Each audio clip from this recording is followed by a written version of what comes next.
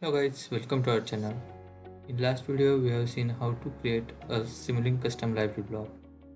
In today's video we will see how to use those and also see some of the properties of library block. So let's get started. In our last video we have created a counter using a counter library block. So let's see if I want to make any changes in our counter library, how those can be made. So there are two methods. So in first method we will make changes in library block and those changes will get reflected in our actual model where we want to use a counter logic. So for that we can simply click on the library block, go to library and link and go to library block. When we go to a library block, we first need to unlock our library, go inside, and for example, like I will move this constant a little bit down and this constant little bit up so that we can get to see what change we have made. So again, lock this library and save. Now if we go to our model and go inside the mask, we can see same thing, like these two constants are moved up and down. In second method we can right click on the block, go to library link, disable the link. After disabling link, go inside library. Now we will revert these changes from outside.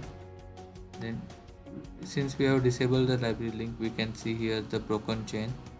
Now we will resolve these links, go to library link and resolve link. The new window will be open. So there are push and restore. When we say push, that means we are pushing our changes made in a model to a library block.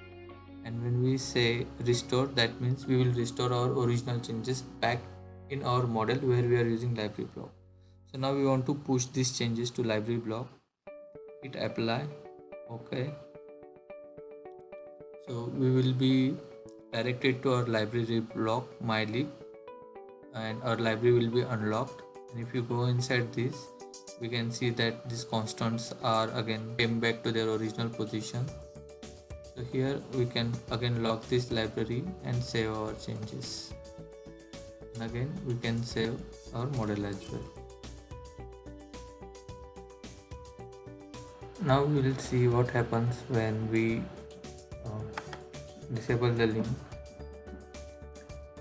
and break the link. So when we break the link between model and library, then there will be no connection between this particular block with our actual library block. So we can go inside, do whatever changes we want to make, go back and save our model, but these changes will never be reflected in our library block since there is no link present with our model and library. So even when we right click on this particular block, it will be treated as a simple subsystem, not as a library block.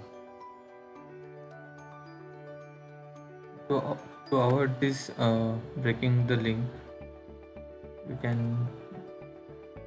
can lock the links as well. So first unlock the library block, lock the links, and then lock the library, and then copy and paste this particular library block in our model where we want to use it as a library.